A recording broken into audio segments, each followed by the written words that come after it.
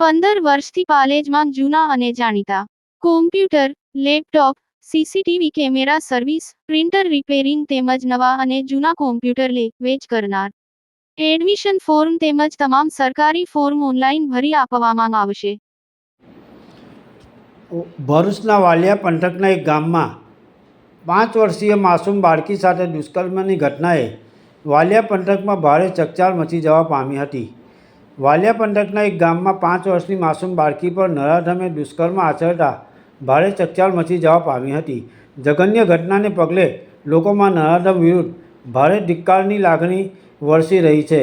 પ્રાપ્ત માહિતી અનુસાર વાલિયા પંથકના એક ગામમાં 5 વર્ષની દીકરીને નરાધમે ચોકલેટ ખવડાવવાની લાલચ આપી બાળકીને ગામની સીમમાં લઈ જઈ દુષ્કર્મ આચર્યું હતું.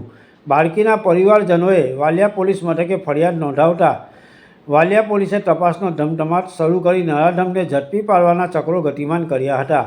પોલીસે ગણતરીના સમયમાં જ 51 વર્ષીય નરાધમ રાજુ શાંતિલાલ ગામિતને ઝડપી પાડ્યો હતો. આરોપી સુરતના માંડવી તાલુકાના વાઘનેરા ગામે લગ્ન પ્રસંગમાં હાજર હતો ત્યારે તેની પોલીસે ધરપકડ કરી લીધી હતી. પોલીસે આરોપી સુધી પહોંચવા 500થી વધુ શકમંદોની પૂછપરછ હાથ ધરી હતી. પોલીસે આરોપીને ઝડપી પાડવા માટે 7 પોલીસની ટીમો બનાવી હતી. પાલેજ ટાઈમ્સ, ભરૂચ.